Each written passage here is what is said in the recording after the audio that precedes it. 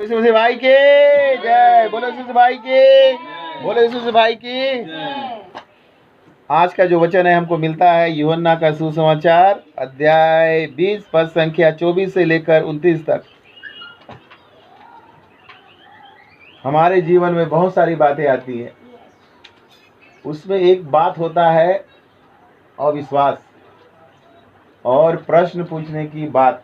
कई लोग अविश्वास करना और प्रश्न पूछना को गलत समझते हैं, लेकिन अगर कोई आदमी जानना चाहता है वो तो प्रश्न पूछेगा ही ना। क्या गलत है? जरूरी थोड़ा है कि आपका विश्वास हो मेरा विश्वास एक हो।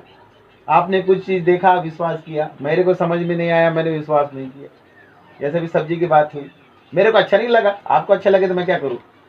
हाँ, लेकिन एक चीज ये है कि सच सच होता है, वो कितने बार भी बोलोगे झूठ नहीं हो सकता। वैसे अविश्वास करना बुरी बात नहीं है, शक करना बुरी बात नहीं है, और सवाल करना बुरी बात नहीं है। बुरी बात क्या है? बुरी बात है अविश्वास को विश्वास में नहीं बदलना।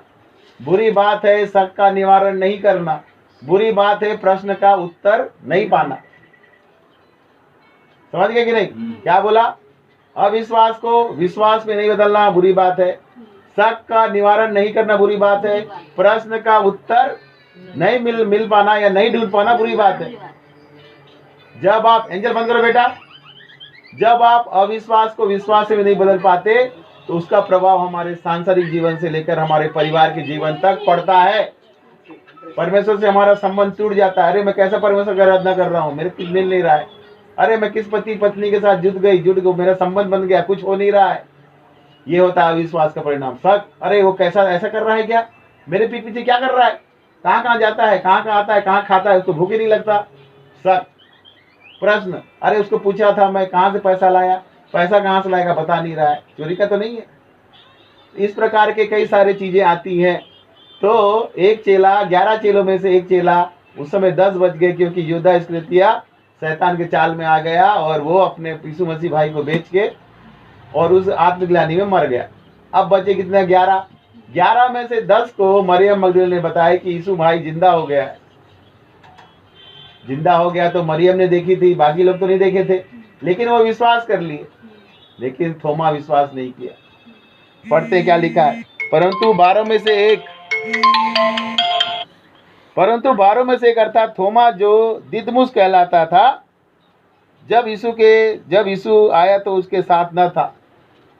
जब अन्य चेले उससे कहने लगे हमने तो प्रभु को देखा है, तब उसने उससे कहा जब तक मैं उसके हाथों में कीलों के छेद ना देख लूं और कीलों के छेद में अपनी उंगली न डाल लूं और उसके पंजर में अपना हाथ न डाल लूं, तब तक विश्वास नहीं करूंगा। और यीशु मसीह ने क्या कहा? धन्य है जो बिना देखे विश्वास करते। लेकिन थोमा का होना भी जरूरी है। थोमा अगर वो सब नहीं बोलता तो यीशु मसीह वो सब नहीं बोलते। एक बार और यीशु मसीह ने बोला था कि मैं जहां जाता हूं तुमको पता है, तो चेले लोग पूछे, उसमें थोमा भी पूछा अरे प्रभु आप कहाँ जाते हो बताओ। तब यीशु मसीह ने बोला जीवन मार्ग और सत्य मैं हूं। हमको वचन मिला। आज जो लोग, आज साइंस कैसे तरक्की कर रही है, इसी वजह से अविश्वास, शंका और चीजों को जानने का, प्रश्न करने की आदत। एक लाइट बना तो उसके पीछे भी कहानी है। आज जितने भी हम आविष्कार कर रहे हैं, आज हम सोच सकते हैं कि फोन से बात हो रहा है, फोन का भी कहानी है। हर एक चीज का। जब लोग इसको लेके आते हैं, लोग उनको बोलते हैं पागल है, ये तो पगला गया है, हवाई जहाज वैसी बना। तो हर नया चीज लाओगे आप, धर्म के क्षेत्र भी नई बातें लाओगे, बताओगे लोग पागल। हमको बोले ना अरे तो तुम नरक में चले जाओगे, यीशु मसीह को भाई बोलते हो, हमारा बाप है। कहाँ लिखा यीशु मसीह हमारा बाप है? फिर धीरे से मान गए, हाँ भाई है बाप है, लेकिन उसको हर समय भाई है, लेकिन हर समय उसको भाई मत बोलना। वो प्रभु भी, हम बोले हम वही तो बोलते हैं, जगह देख के बोलते हैं। घर में हम उसको भाई बोलते हैं, बाहर जाते तो बताते हैं कि यीशु मसीह प्रभु उद्धार करता है और हमारा भाई है। वचन भी बता दिया। तो जब तक आप देखोगे नहीं, प्रश्न नहीं पूछोगे, तो कैसे होगा? यही चीज थोमा बोल रहा है, जब तक मैं उसके छेदों के हाथ में नहीं डाल दूं और पंजर में अपना हाथ नहीं डाल दूं, नहीं मानूंगा। क्यों हम किसी का भी विश्वास को माने?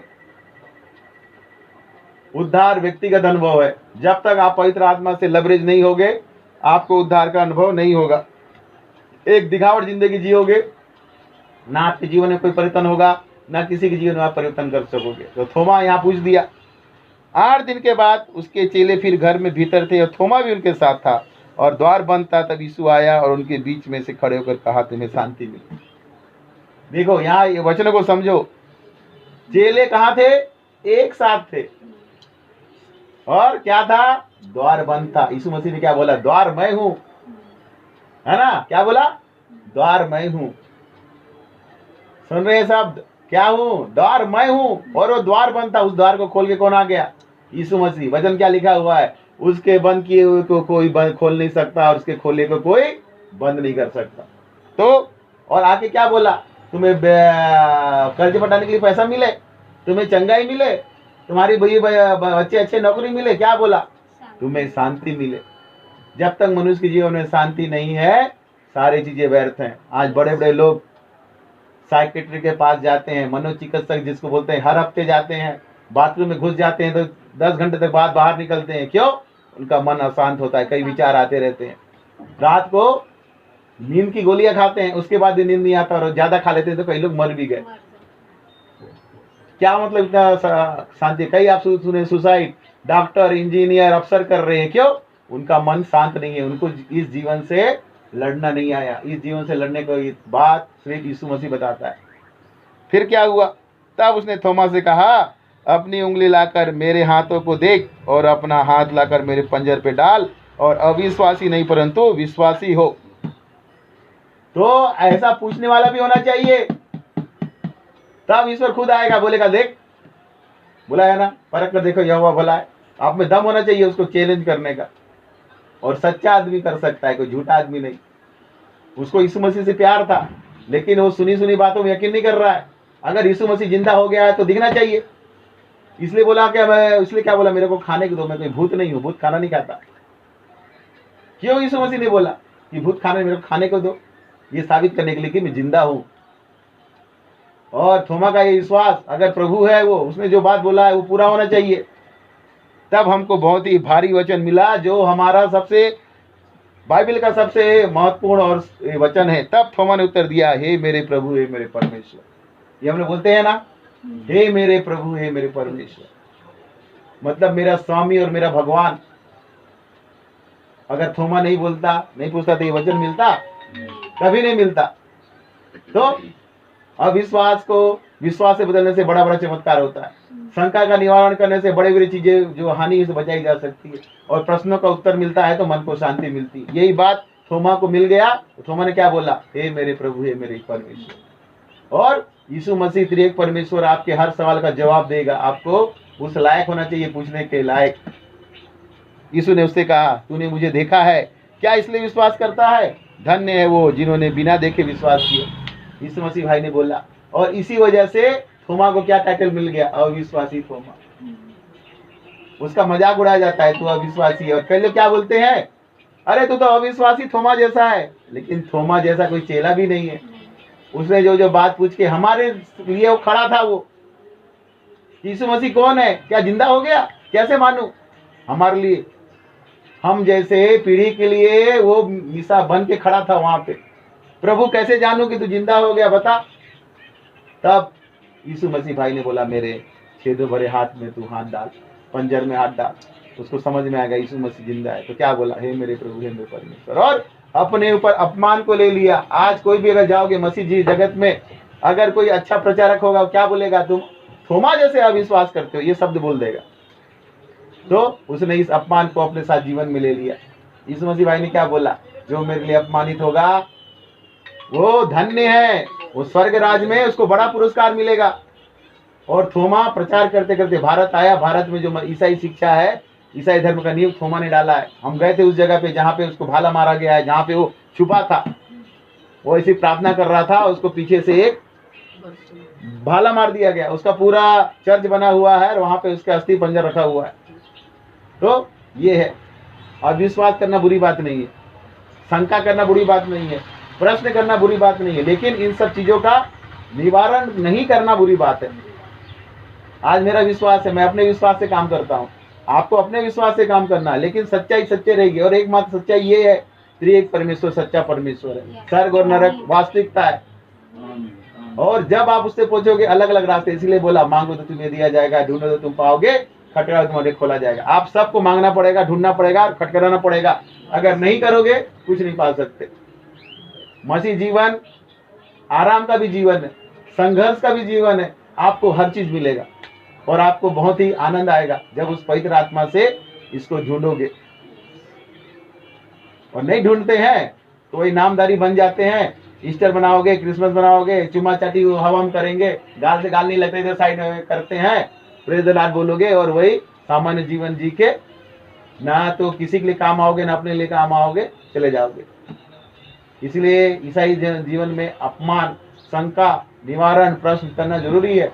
और गेहूं के समान, जैसे गेहूं मर जाता है और जब जिंदा होता है तो नए कई फल लाता है, वैसे होना जरूरी है। ये बेसिक रिक्वायरमेंट है, तब मसीह का सुगंध फैलेगा। गुलाब का फूल या कोई फूल फूलता है तो उसका सुगंध चारों ओर होता है। जब आप मसीह में बढ़ जाओगे तो ऑटोमेटिक पता चल जाएगा कि कुछ हलचल हो रहा है, भाई ये खुशबू आ रही है, ये खुशबू मसीह की खुशबू है। इसलिए गाना है मसीह जीवन सुगंधित जीवन। और उसके लिए आपको स्टेप बाय स्टेप होगा, एकदम से कूद जाऊंगा बोलने से नहीं होगा, मेहनत करना पड़ेगा। हमारे जीवन में आज फल आया तो कम से कम हमको 15 साल लगे, 15-16 साल, ऐसी अचानक नहीं आ गया। और आप लोग के प्यार कारण मैं कैथलिक कलीसिया का वार्ड लीडर रह चुका हूँ, कैथलिज्म में मैं पुरस्कार जीत चुका हूँ। और फादर जान मिट्टी मेरे को खुद कैथलिक का धर्म शिक्षक बनाना चाहते थे, एंजल में भी गवाह, मैं इनकार कर दिया। क्यों? उनको समझ में आएगा इसके जीवन में सुगंध है। और वही गुण आज आप मेरे को देख रहे हैं। तो आप सबको भी प्रभु यीशु मसीह आमंत्रित करता है, उससे सवाल पूछिए, शंका निवारण कीजिए, सुबह उठिए, घुटने होके बोलिए प्रभु तूने मेरे को क्यों जन्मा है? ऐसे ये खाने पीने और मर जाने के लिए कि अपने राज्य में इस्तेमाल करने के लिए? क्या मेरा रोल है बता।